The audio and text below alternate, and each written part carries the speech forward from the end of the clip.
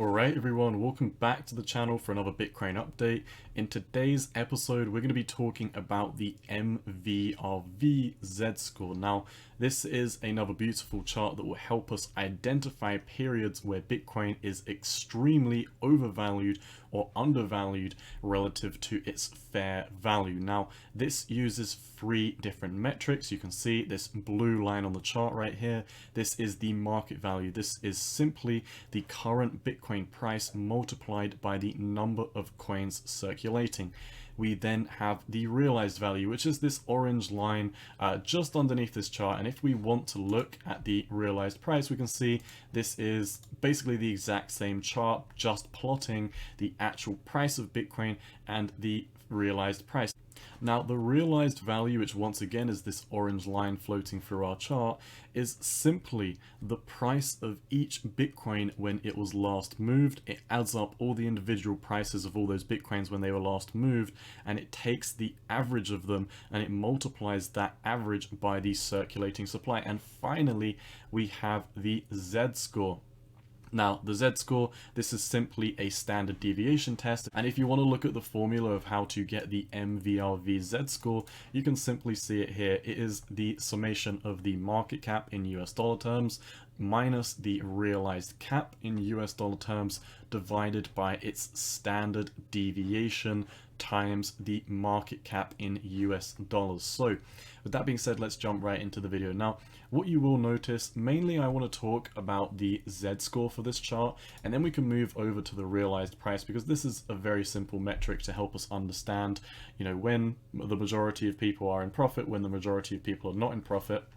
If we start off with the Z-score, you can see the Z-score or the Z-score, which is plotted by this red line on the chart. This moves up, and so far this has had data points taking in ranges between 10.03 all the way down to the lows we've got down here at minus, we've actually got a lower one down here, minus 0.67. So it's got some pretty wild ranges. Basically between -1 and 10 is the approximate values of this. And what you will notice is whenever this does dip into this green zone down here, it pretty much always correlates to the bottom. So whenever the Z-score goes down to these massive capitulation levels and it capitulates below 1, or rather it capitulates below 0, which you can see over on the right side of the y-axis over here, labeled MVRV score, what you can see is, like I said, every time we come down to this green box, this is normally the capitulation zone, and this is once again another metric to help us identify these market bottoms and market tops within the cycle. Now, I could talk about the market cycle tops. All I really want to say is it's fairly obvious when you see these massive blow-off tops on the MVRV. So I will be looking at this in the future to help us navigate the tops of the cycle, but at this moment in time we would be looking for the bottom of the cycle rather than the top. And what you can see, two metrics that we do have to help us identify that we are very near the bottom, is number one, the fact that the MVRV Z-score has capitulated down to the level of 0.25. And what I would also like to highlight with this is it does seem like we have higher lows on the MVRV. So for example, in the 2011 bear market, we came down to a Z-score of minus 0.67. Coming into the 2014 bear market, or 2015 rather, we had a Z-score of minus 0.49. Coming into the 2018 capitulation, we have minus 0.47, which once again is a slight higher low.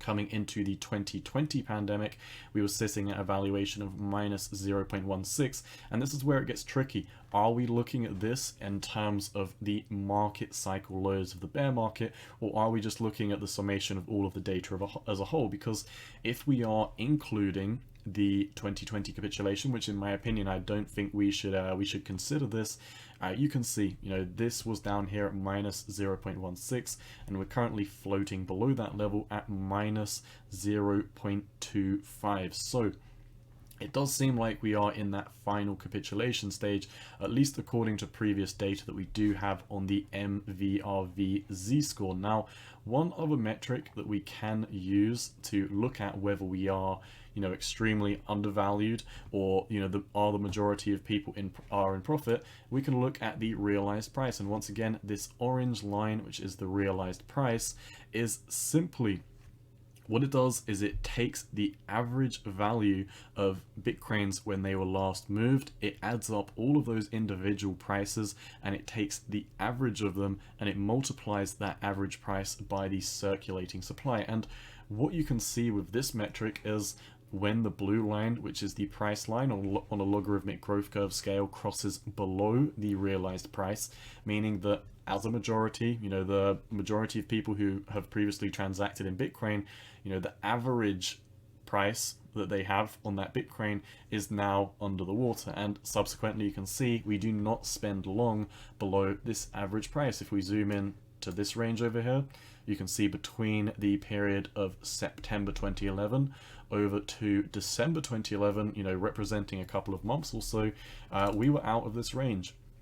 Coming over to the 2015 bear, we capitulated below this in December 2014, and we were out of this in October 2015. So this was definitely a lot longer. This was going on for like a good 10 months or so. If we do zoom over to other cycles, though, it is less bearish. November 2018, you get out of it in April 2019. Looking at the 2020 pandemic scare, we were out of here in the same month. We were really out of it in the next week or two. But nonetheless, you can see for the realized price, we are currently, or the actual price is capitulating below the realized price. And historically, whenever this happens, it normally means we are closer to the bottom than the top. That seems fairly obvious. As you can see at this moment in time, the realized price is sitting at 22,638, whereas the actual BTC price is sitting round about the range. Let me go check this. Yeah, this is up to date, 20,400. So I hope you enjoyed today's video. Once again, these are just two other metrics to help us identify when the market cycle lows are. If you do want these charts, be sure to head over to Look Into Bitcoin. I will leave the link for this down below. And remember, this realized price chart is simply the blue line and the orange line from the MVRV Z-score.